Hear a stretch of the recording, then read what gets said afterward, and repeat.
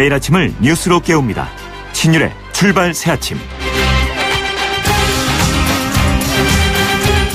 삼성전자의 이재용 부회장에 대한 구속영장이 기각됐습니다.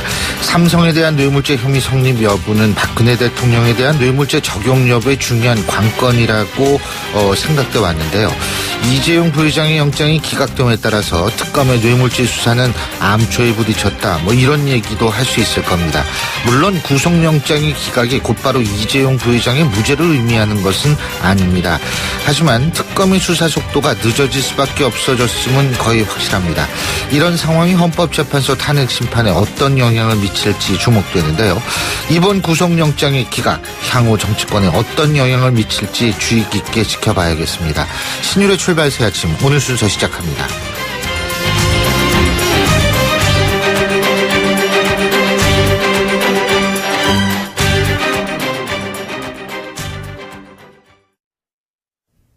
YTN 라디오 신율의 출발 새아침. 예, 지금까지 들어온 뉴스 백병규 시사평론가와 함께 알아보겠습니다. 어서 오십시오. 안녕하십니까. 예, 이재용 삼성전자 부회장에 대한 구속영장 기각이 됐다라는 거 제가 방금 말씀드렸는데요. 사실 이게 많은 분들의 예상에서 좀 어긋났다 이렇게 볼 수가 있는 것 같아요. 네, 과연 법원의 이제 이 같은 결정, 예, 판단을 국민들은 어떻게 생각할지. 물론 여러 가지 다양한 시각이 있을 수 있겠죠. 예. 그러나 크게 보면은 굉장히 중요한 한 고비였던 것 같은데요. 이는 앞으로 이제 역사의 평가에 좀 남을 것 같기도 합니다. 이 서울중앙지법의 조희연 영장 전담 부장판사 오늘 새벽 5시께 이제 영장을 좀 기각을 했는데요. 예. 현 단계에서 구속의 사유와 필요성, 상당성을 인정하기 어렵다. 이러면서 영장을 기각을 했습니다. 예. 영장 발부에 필요한 모든 요건에 대해서 미흡하다. 이제 이런 결정을 내린 셈인데 예. 뇌물범죄의 요건이 되는 대가 관계 그리고 부정한 청탁 등에 대한 현재까지의 소명 정도. 죄송합니다. 아닙니다. 예. 네, 각종 지원 경위에 관한 구체적인 사실관계와 법률적인 평가를 둘러싼 다툼의 여지. 그리고 관련자 조사를 포함해서 현재까지 이루어진 수사 내용과 진행 경과 등에 비추어 이런 판단을 내렸다고 설명을 했는데요. 다른 말로 하자면 뇌물 혐의 단정하기 어렵고 법률적인 다툼의 소지가 있다.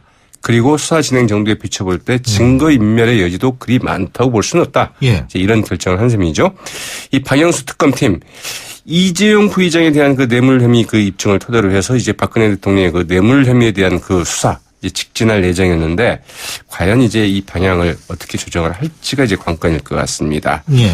일단 이재용 부회장에 대한 구속영장 재청구 쪽으로 갈지 아니면 불구속 기소하면서 말하자면은 이 보안 수사하는 쪽으로 갈지 그리고 당장 이제 SK나 롯데 등에 대한 다른 기업 총수들에 대한 수사는 어떻게 나갈지 이제 이런 점들 좀 지켜봐야 될 것 같습니다. 예. 박영수 특검팀이 김기춘 전 대통령 비서실장 그리고 조윤서 문화체육관광부 장관한테 구속영장을 청구했죠. 네, 이제 이건 별건이죠. 예. 문화예술인 블랙리스트 작성과 관리를 주도한 혐의로 이 두 사람에게 이제 구속영장을 청구를 했는데요.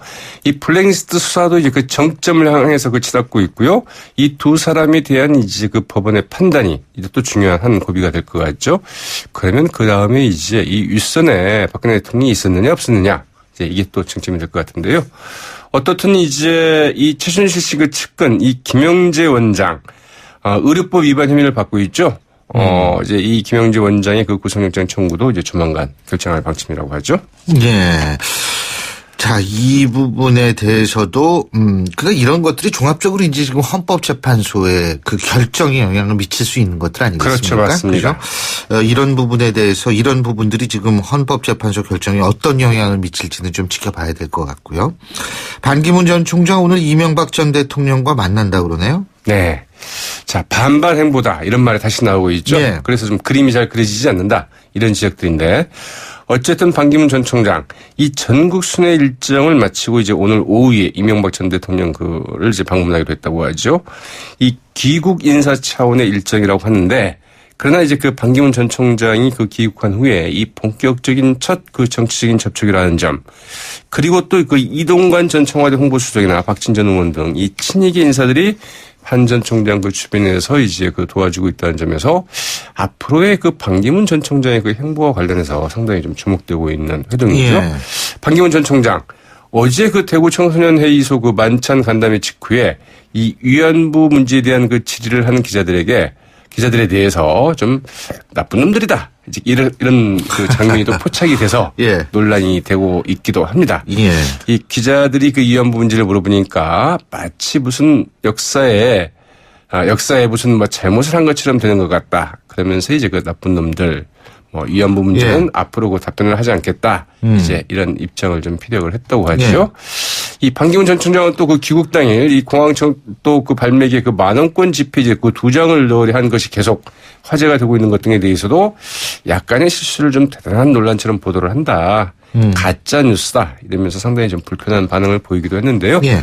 어쨌든 이제 그 반기문 전 총장 같은 경우에는 지금 귀국 후에 굉장히 그 바쁜 일정을 보내고 있음에도 불구하고 별로 이제 그 뜨고 있지 않다는 점에서 상당히 좀 그게 좀 어려운 좀 상황이 좀 처해 있죠. 컨벤션 이펙트라고 그러죠. 컨벤션 효과. 맞습니다. 뭐 이런 게 조금 약하다 이런 평가도 있는데 어쨌든 이렇게 이제 좀 직설적인 화법. 이거는 뭐 반기문 전 총장에 대해서 뭐 이 기름 뭐다 뭐 이런 얘기를 하는 거 그런 거를 좀 벗어난 모습을 볼 수 있는 네. 것 같아서 뭐 긍정적인 측면도 있는데 또 하나 정치인이 아니라는 걸 증명하고 있거든요. 지금. 하루에 뭐 네? 지금 24시간 네. 한 건씩 뭐가 좀 터지고 있다. 뭐 해프닝이 터지고 있다. 뭐 이런 식으로. 정치인이 아니라는 사실 자체는 뭐 또 신선감을 줄 수 있다 이런 측면도 있을 수 있는 거니까. 그리고 새누리당이 이한구 전 공천관리위원장을 어제 제명을 했는데 본인은 탈당을 하지 않았습니까? 아침에 탈당을 하긴 했는데요. 네. 그러나 이 탈당계가 수리가 안 됐기 때문에 제명이 유효하다는 게 이제 예.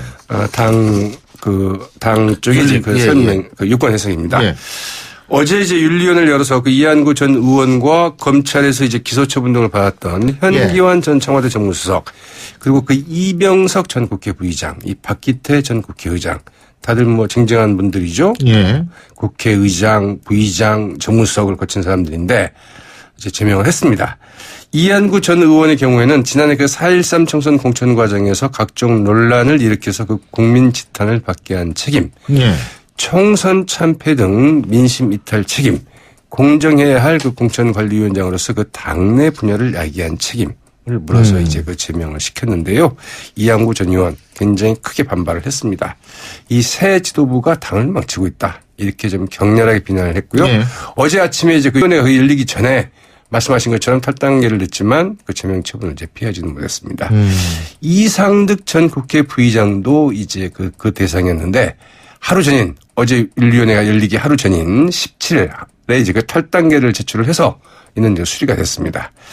이 새누리당 그 비례대표로 그 바른정당에서 좀 활동을 해온 그 김연아 의원 예. 좀 제명을 시켜달라 아니면 뭐 출당 조치를 해달라 이렇게 얘기를 했는데 이제 이 김연아 의원에게는 그 3년간 당원권 정지 처분을 내렸습니다. 그러니까 본인이 출당시켜달라는 사람한테죠. 예. 그렇지. 이제 뭐 임명진 비대위원장이 그랬다고 하죠. 뭐, 예. 아니 뭐 그렇게 그쪽에서 가려 하면 뭐 이제 그만두고 가서 하지 무슨 소리냐 이런 얘기 했다고 그러는데 예. 새누리당 그 윤리위원회 그 서청원, 최경환, 윤상현 세 의원에게는 오는 20일 윤리위원회 그 출석을 해서 소명을 하라 이렇게 좀 요청을 했다고 그러죠. 예. 그리고 박지원 국민의당 대표가 반기문 전 유엔 사무총장 영입 이게 좀 어려워지는 것이 아니냐 이런 얘기를 하는데 이 부분은 조금 이따가 저희가 좀 알아보죠. 오늘 말씀 여기까지 듣죠. 고맙습니다. 네, 고맙습니다. 예, 지금까지 백병규 시사평론가였습니다.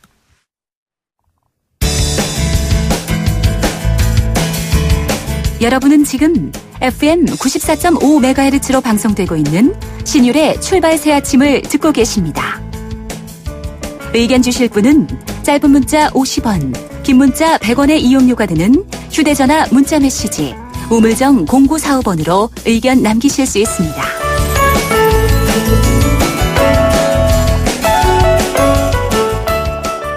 예, 대선 레이스가 본격적으로 시작이 됐죠. 그래서 최근 대선 출마를 선언하는 여야 주자들이 하나도 늘고 있는데요. 이번 주 일요일 대선 출마 발표를 선언한 분이죠. 안희정 충남지사 전화 연결하겠습니다. 안 지사님 안녕하십니까? 네, 안녕하십니까? 예, 예. 네. 일요일 날 출마 선언을 하신다고 그러는데, 그죠? 예. 왜 예, 일요일이세요? 아무래도 일요일이 시민들도 같이 모여서 이야기 나누기 좋은 시간이고요. 예. 저도 또한 움직일 수가 용이해서 일요일 날 잡았습니다. 아, 그러시군요. 5시간 증문즉답식으로 이 출마 선언 이것이 이루어진다고 그러더라고요. 네네. 22일 날 일요일 날 대학로의 한 소극장에서 예. 온라인과 오프라인으로 5시간 동안 대화를 통해서 출마 선언을 하려 합니다. 예. 그동안 해왔던 일방적 선언보다는 5시간 동안 국민으로부터 직접 저의 도전에 대한 비전을 검증받고 함께 토론하는 것으로서 예. 출마 선언을 대신하려 합니다. 지금 비전이라는 말씀을 하셨는데, 그죠? 네. 근데 지금 이제 예를 들면은 박원순 시장이나 이재명 성남시장 같은 경우에는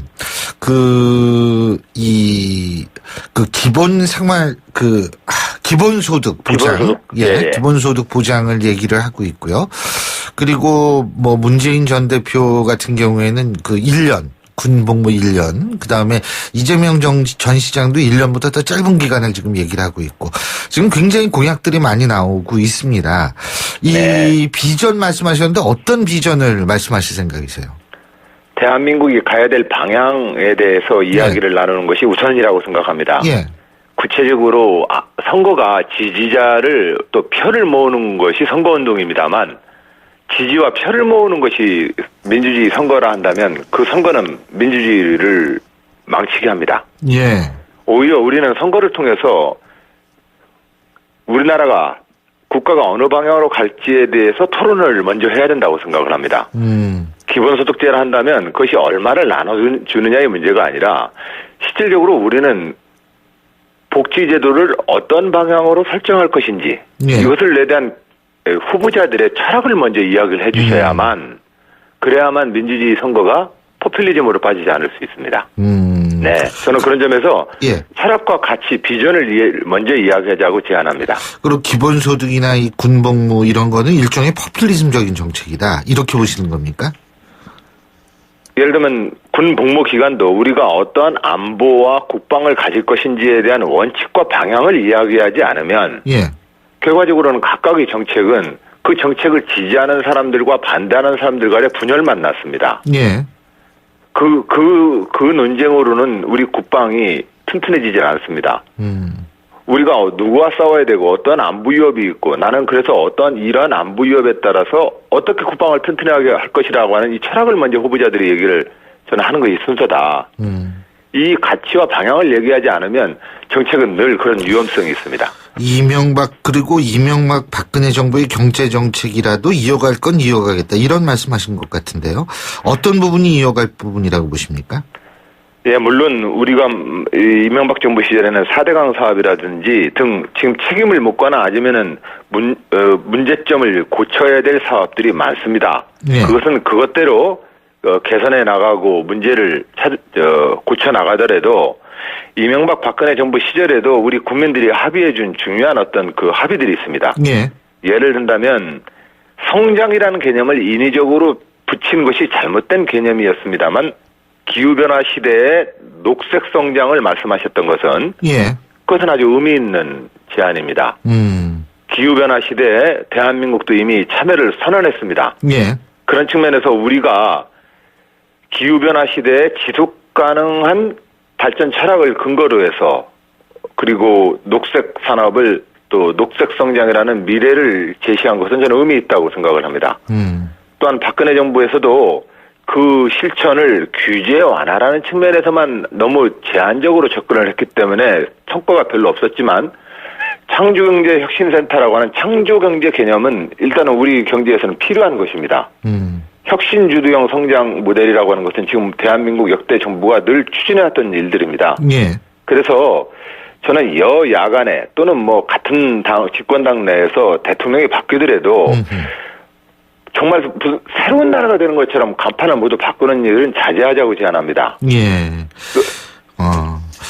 알겠습니다. 네. 그리고 내치는 다수당이 지명하는 총리한테 모두 맡기겠다.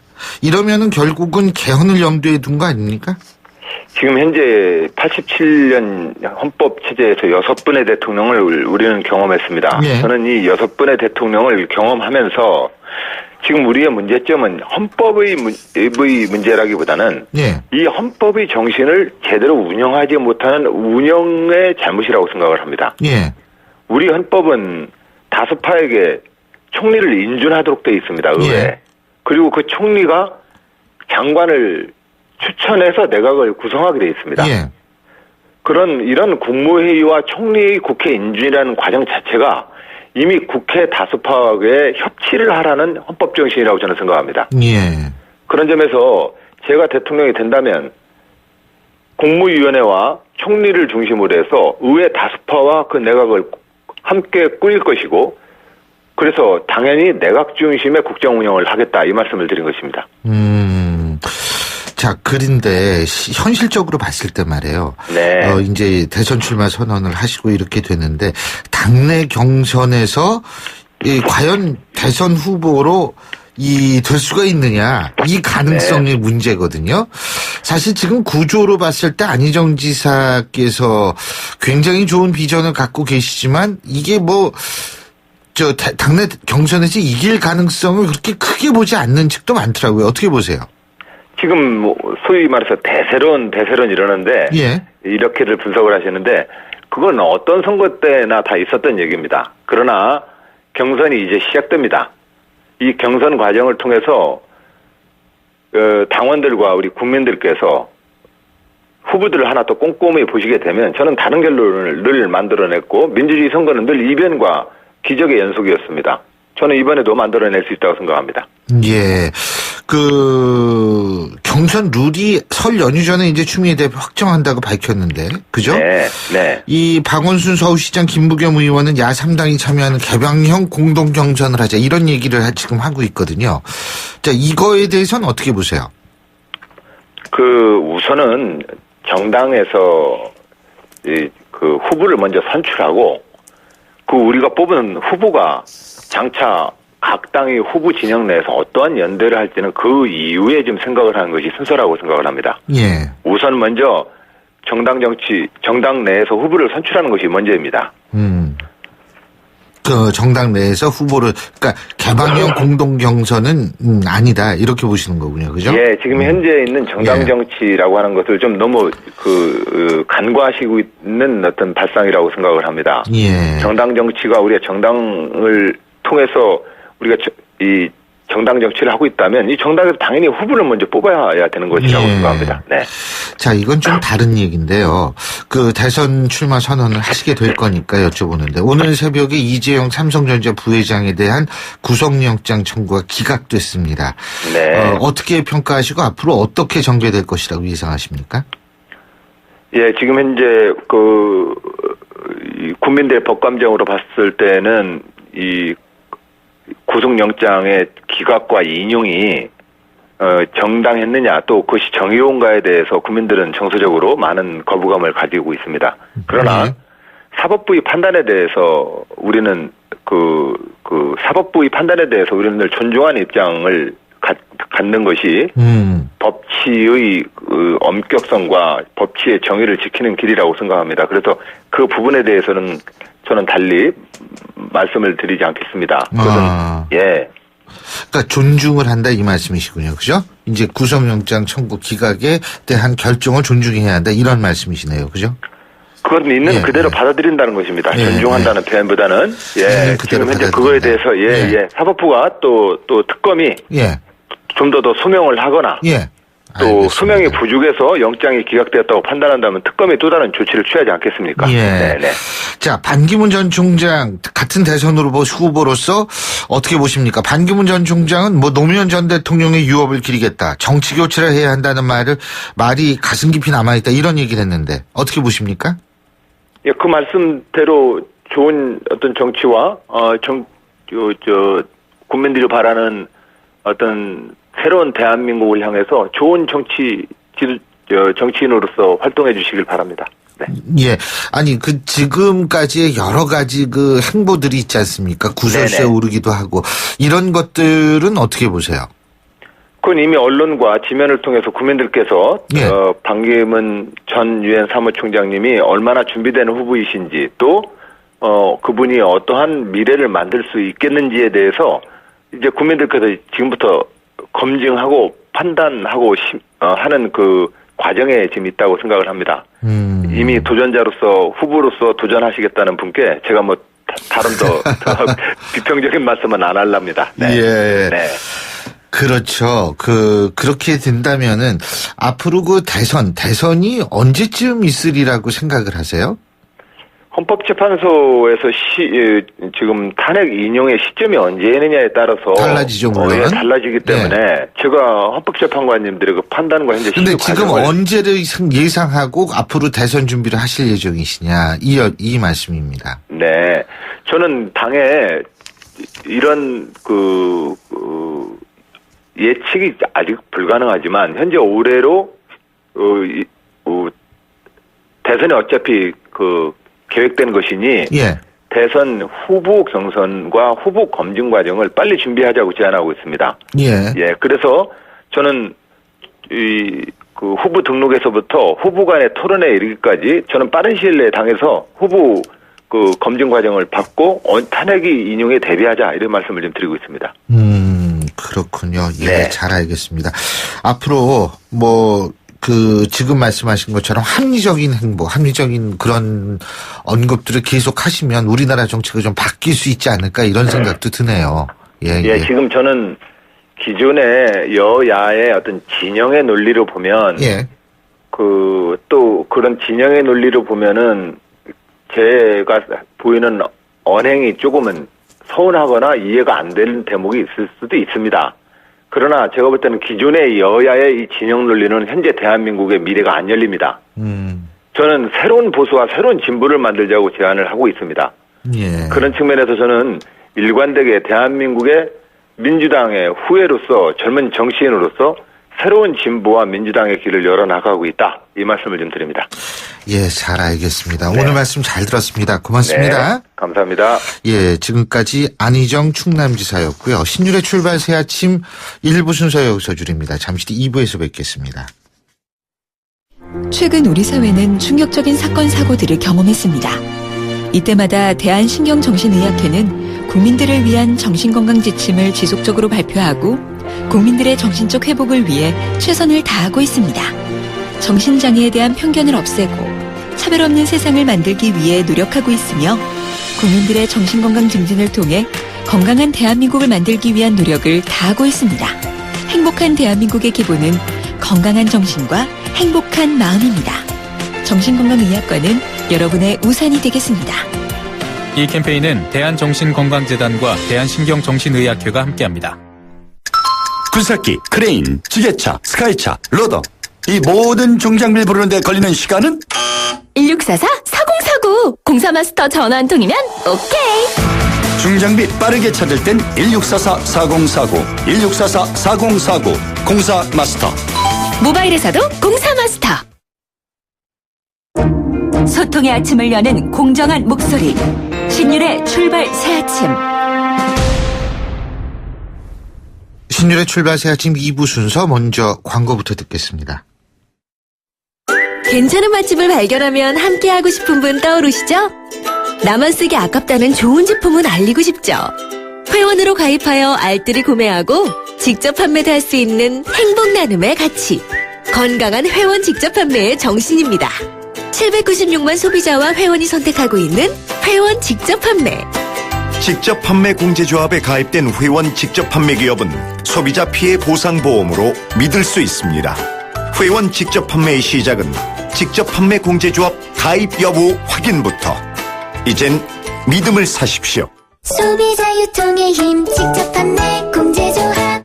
김 사장님은 고민하던 공장 먼지 악취를 어떻게 해결했을까? 박 사장님도 쉽게 없애기 어려운 식당 연기 냄새를 해결하려면 정답은 역시 우양집진기. 이제 25년 기술의 우양집진기로 말끔히 해결하세요. 집진기는 역시 우양집진기. 우양집진기. 검색창에 우양집진기. 온도와 습도를 항상 일정하게 유지시켜주는 항온항습기 전문기업 AR.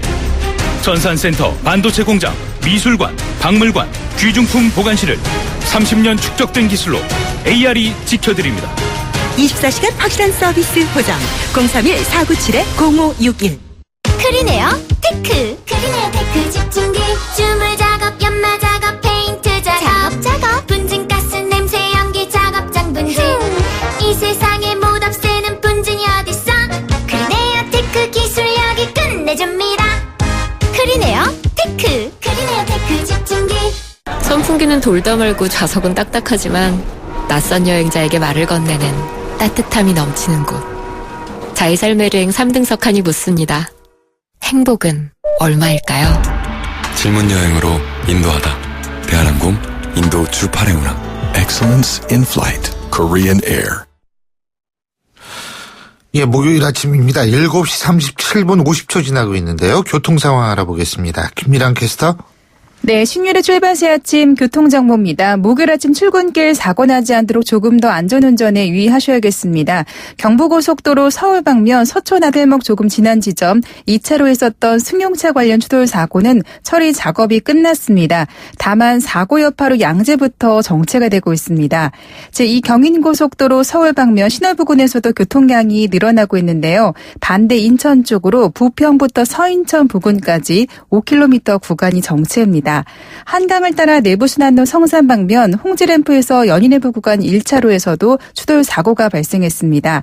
반대 성수분기점 쪽으로도 정릉램프에서 기름램프 구간 3차로입니다. 추돌 사고 여파 때문에 이 부분이 많이 밀리고 있으니까 미리 차로 변경에 유의하시기 바랍니다. 신율의 출발 새 아침 교통정보였습니다.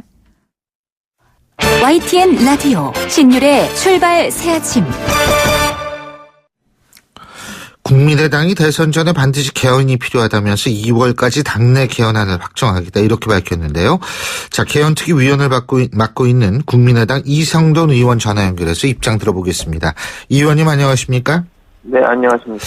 네. 예, 이 의원님께서는 일단은 법학자시니까 제가 이거부터 여쭤볼게요. 이재용 전 삼성전자 부회장에 대한 구속영장 청구가 오늘 새벽 5시에 기각됐습니다. 어떻게 보십니까? 담당 법관이 굉장히 고민을 했던 것 같습니다. 예.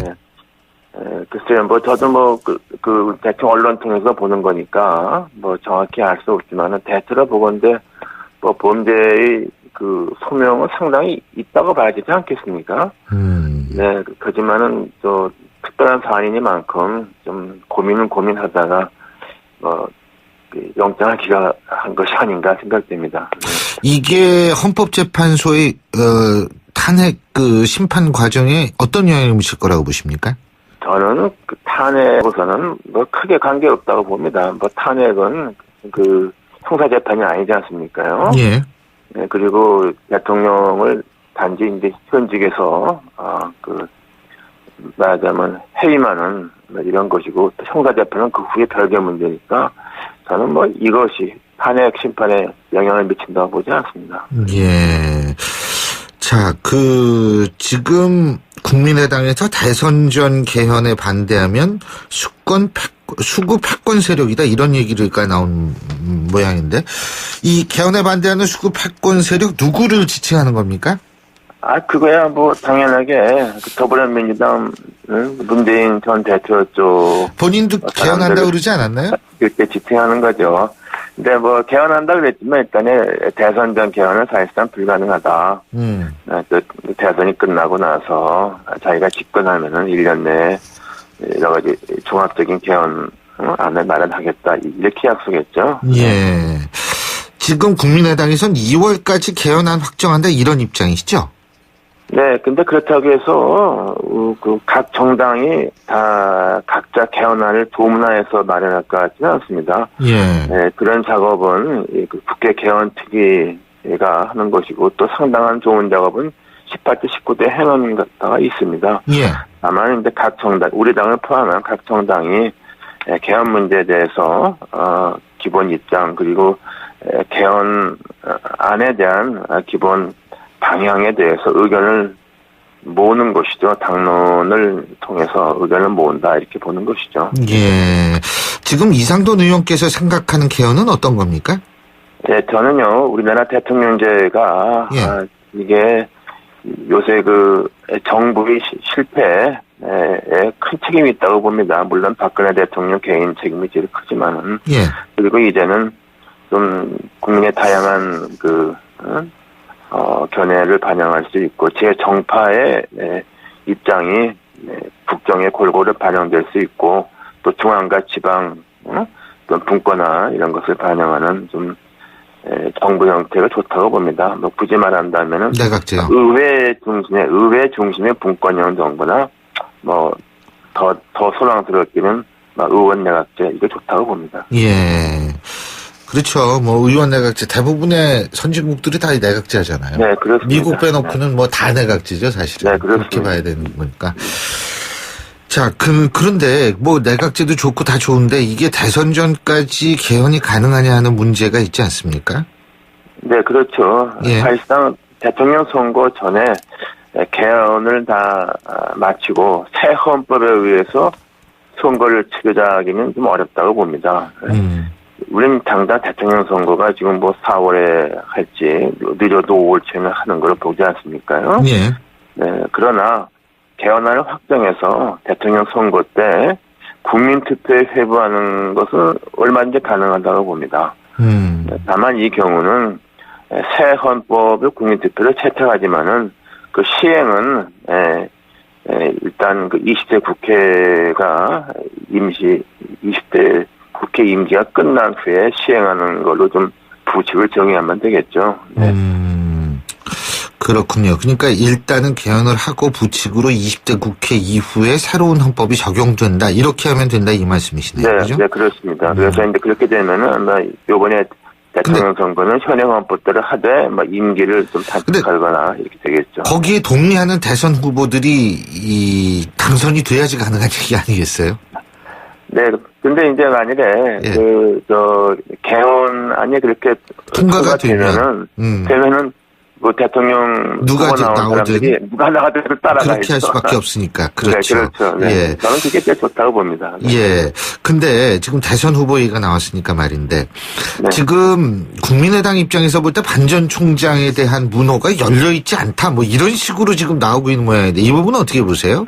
거기에 대해서 우리가 뭐 당 공식적으로 정해진 바는 없지 않습니까? 예. 다만 제일 중요한 것은 제가 뭐 다른 인터뷰에서 말씀드렸지만은 우리 입장에서는 우리 이제 기반이라고 할 수 있는 호남에 이제 우리를 지지하시는 분들, 유권자들의 어떤 의중이 제일 중요하다고 봅니다. 근데 이제 반기문 총장이 뭐 기존 정치의 연장선 같은 행보를 하게 되면은 우리로서는 받아들이기가 좀 어렵다는 것이죠. 그런 것이 제일 관건이라고 봅니다. 네. 오늘 이명박 대통령 만나죠. 예? 네, 그렇게. 그리고 박근혜 대통령한테 2분간 통화도 했고, 이런 행보는 어떻게 평가하세요?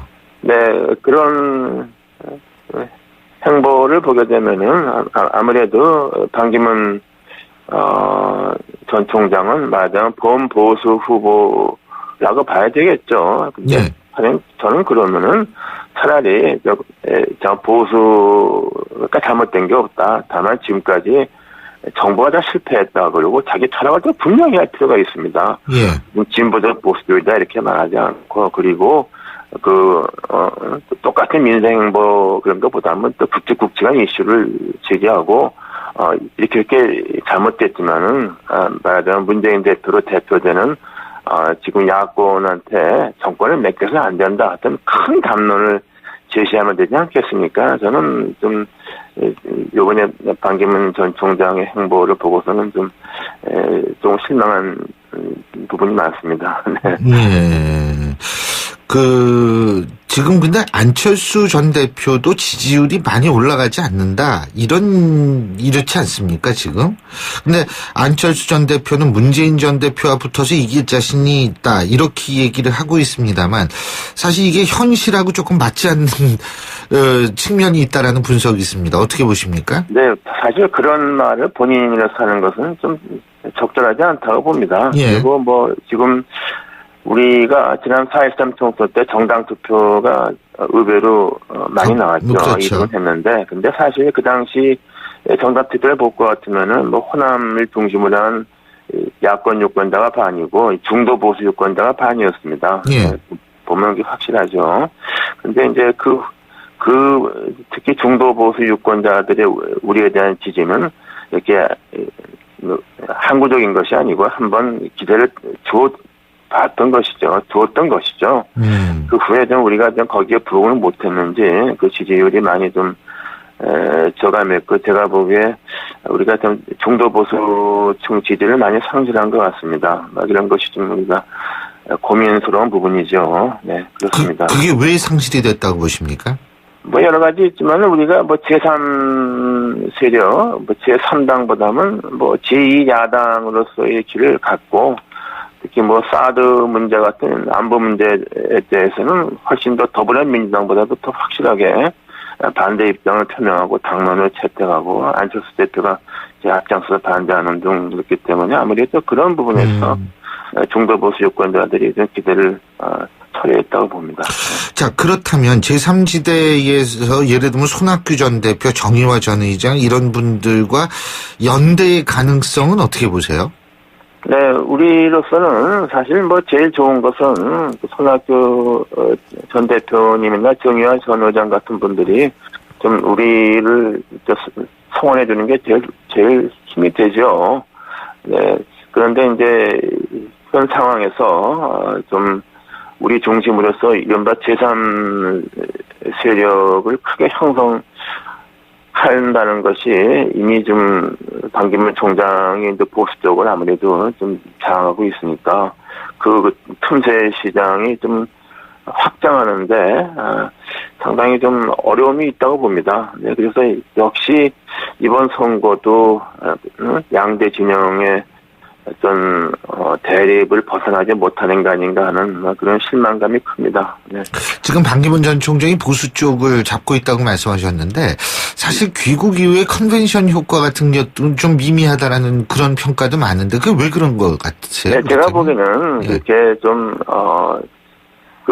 지금까지 이명박 박근혜 정부 연거푸 실패했는데 그것이 무슨 보수 그 자체의 어떤 정치 철학의 실패는 아니지 않습니까요? 그리고 또 거기 지지하는 유권자들은 많이 있죠. 뭐 국민의 절반 가까이 있지 않습니까요? 근데 제가 보기에는 또 불필요한 가집자 행보를 한 것이 아닌가 합니다. 그래서 유엔 사무총장을 오래 지내신 분 같으면은 그 분의 그런 것에 걸맞는 굵직굵직한 담론을 하고 또 기자회견을 길게 하든가 좀 그런 행보를 좀 했었던 게 낫지 않았나 그렇게 생각합니다. 네. 예, 잘 알겠습니다. 예, 오늘 말씀 여기까지 듣겠습니다. 고맙습니다. 네, 감사합니다. 예, 지금까지 국민의당 이상돈 의원이었고요. 신율의 출발 새 아침 2부 순서 여기서 줄입니다. 전 뉴스 들으신 이후 8시 10분 3부에서 뵙겠습니다.